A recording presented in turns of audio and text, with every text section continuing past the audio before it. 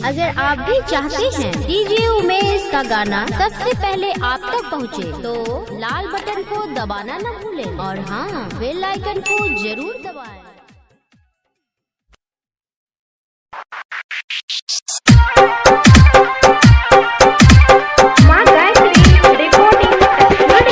DJ Umesh Sukhipur बाजार।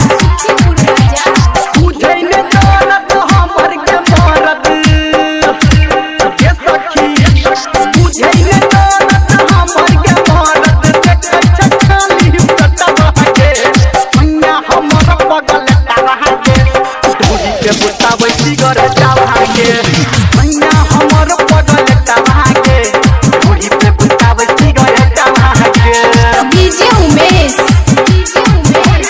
सुखीपुर बाजार।